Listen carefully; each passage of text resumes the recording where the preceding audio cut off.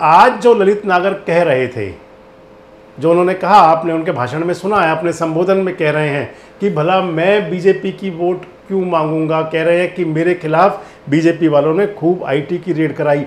अरे सबसे ज्यादा फरीदाबाद में अगर कोई पीड़ित हुआ इस भाजपा सरकार से तो वो कौन हुआ?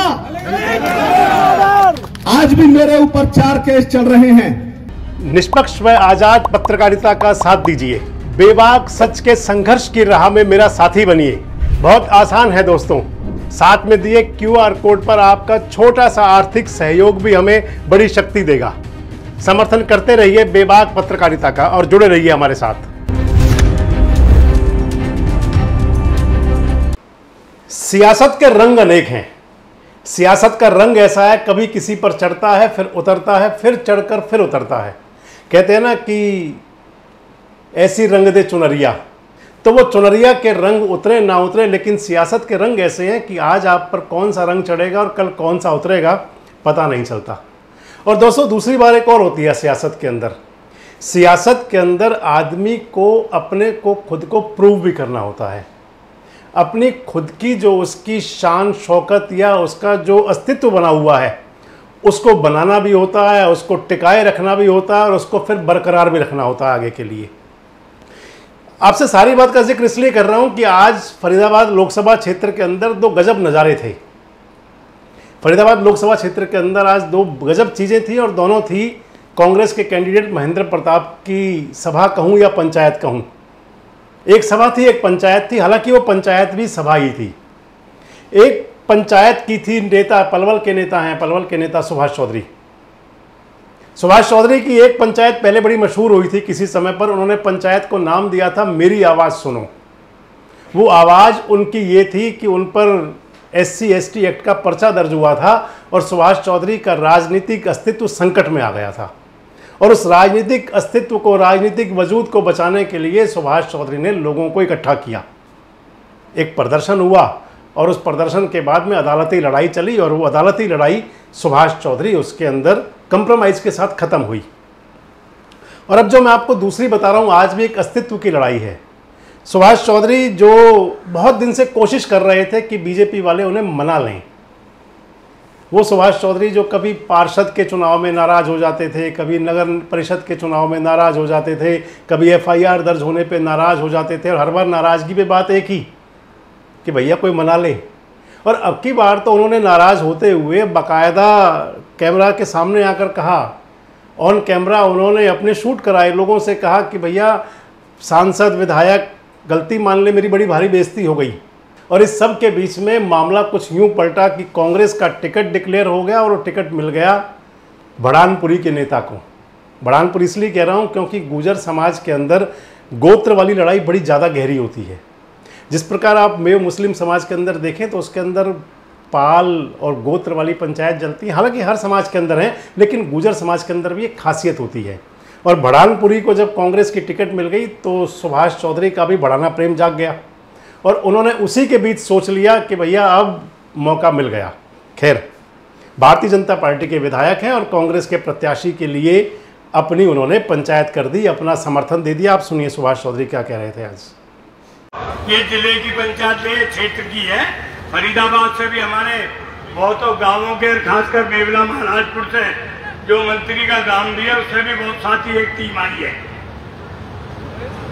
मैंने ये कहा था कि हमने अपने पलवल का विधायक बनाया 28,500 वोटों से, और मंत्री जी आज तो ढूंढ रहे हैं, लोग ढूंढ रहे 10 लाख से जीतेगा तो फिर आप क्या करेंगे ये बता दो। क्यों गलो कहते हो तो फिर गड़बड़ हो जाए और मेरे मुंह से कई भी लिगड़ जा, लोग कहे यार ये गड़बड़ कर दे, कई भी कहते हो काम हो तो हो जाए, भगवान गली करे हो जाए, हो क्यों जाए कि आप सबकी आत्मा, आप सबका आशीर्वाद मुझ में रहे। मैं बाबा से कह दूं नहीं पार हो जाए। आज हवा जो सांसद हमारा, आप सब बैठे सरदारों, हर आदमी का कहीं ना कहीं दुख सुख में MLA सांसद के पास जाना हो जाए। ये नहीं कोई आम आदमी ना, कभी कोई समाज में दुख है, गांव में मोहल्ले में जा रहे हैं तो इस मंत्री जी का 10 साल में 2 बातें आई समझ में। एक तो ये कह देना कि मुझे वोट थोड़ी दी है, मोदी ने दी है। एक सबसे बड़ा ये वोट मांगना कि मोदी ने दी है, मोदी जी को दी है, हमें ना दी। तो वो आदमी अपने आप में 100 क्विंटल को समझने लगे कि तू तो बनवा और तो का बनवा। तो ये नज़ारा सुभाष चौधरी का था। वो सुभाष चौधरी जो अपनी आवाज़ सुना रहे थे आज एक बार फिर से, और उन्होंने कह दिया कि भाजपा में हैं और समर्थन चौधरी महेंद्र प्रताप को दे दिया। दूसरा नज़ारा तिगांव विधानसभा क्षेत्र में था। तिगांव के पूर्व विधायक हैं ललित नागर। एक बारी सुभाष चौधरी विधायक बने हैं, एक बारी ललित नागर विधायक बने हैं। आज ललित नागर जब अपने तिगांव विधानसभा क्षेत्र में भाषण दे रहे थे तो उनको एक बात बोलनी पड़ी। मैं इसको सफाई देना कहूँगा कि उनको एक सफाई देनी पड़ी, और वो सफाई ये दे रहे थे कि मैं बीजेपी की वोट नहीं मांग रहा। वो ये कह रहे थे कि मेरे खिलाफ इतने आईटी की रेड हुई, मुझे इतना बीजेपी सरकार ने परेशान किया, तो आखिर मैं बीजेपी की वोट क्यों मांगूंगा। आप एक बार सुनो क्या कह रहे थे ललित नागर। ये ललित नागर, महेश नागर कैसे भाजपा की मदद कर सकते हैं, जिनके ऊपर 4-4, 6-6 बार इनकम टैक्स के छापे पड़े, ईडी की रेड पड़ी। अरे सबसे ज्यादा फरीदाबाद में अगर कोई पीड़ित हुआ इस भाजपा सरकार से तो वो कौन हुआ। आज भी मेरे ऊपर 4 केस चल रहे हैं। क्या मेरा दीन ईमान कहेगा कि मैं आपको कहूं कि भाजपा को वोट दें। आज कितना भय है सारे जिले में, सारे हरियाणा में, आपको पता है। आज कितना भ्रष्टाचार है वो आपको पता है। कोई बोलकर राजी नहीं है। लोग कहते हैं वोट तो दे देंगे, सामने नहीं आएंगे। इसका क्या मतलब होता है। लोग डरते हैं, भय है। वो भय कैसे खत्म होगा, आपकी वोट से खत्म होगा। अब बड़ी बात यह कि आखिर ललित नागर को यह कहना क्यों पड़ा कि वो बीजेपी की वोट नहीं मांग रहे थे, बीजेपी का समर्थन नहीं कर रहे हैं। ऐसी नौबत क्यों आई, ऐसा क्यों कहना पड़ा कि भाई मैं तो कांग्रेस की वोट मांग रहा हूं और आखिर बीजेपी की वोट मैं मांगूंगा क्यों। और जब भी कभी सफाई देने की बात दोस्तों आती है तो आप मान लीजिएगा कि उसके पीछे उसकी तह में कुछ और जरूर हुआ करता है। ललित नागर तो खुद ही कह रहे हैं कि उनके बारे में लोग तरह तरह की बातें करते हैं। ललित नागर तो खुद ही कह रहे हैं कि उनके बारे में तरह तरह की बातें चल रही थी। आपको ध्यान दिला दूं कि ललित नागर को 2019 में लोकसभा का टिकट मिला था, और लोकसभा का टिकट मिलने के 3-4 दिन उन्होंने प्रचार किया था, और उसके बाद उनका टिकट वापस लेकर के अवतार सिंह भड़ाना को मिला था। उसके बाद 2019 में उनको फिर से विधानसभा का टिकट मिला, हालांकि वो चुनाव हार गए।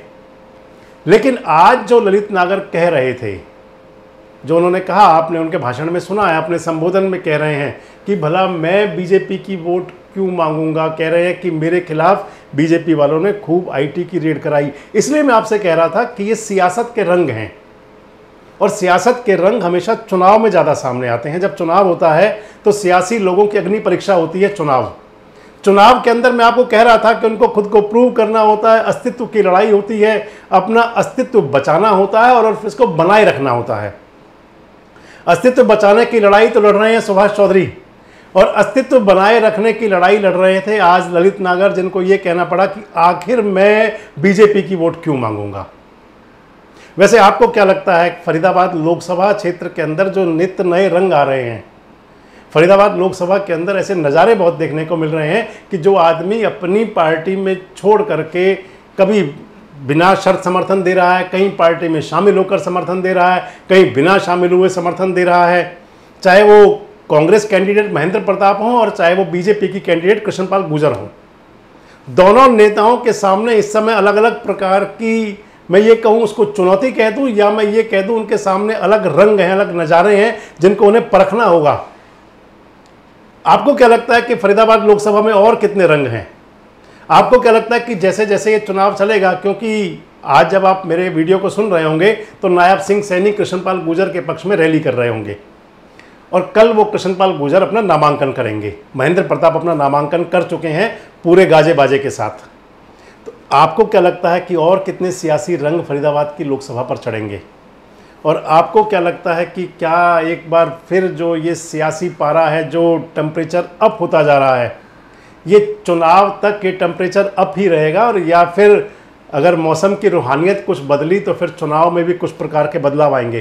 कमेंट्स बॉक्स में अपनी प्रतिक्रिया जरूर दें। हमारे साथ जुड़े रहने के लिए देखते रहिए देश रोजाना का YouTube चैनल, सब्सक्राइब कीजिए। साथ ही देश रोजाना की खबरें सबसे पहले देखने के लिए प्रेस कीजिए बेल आइकन।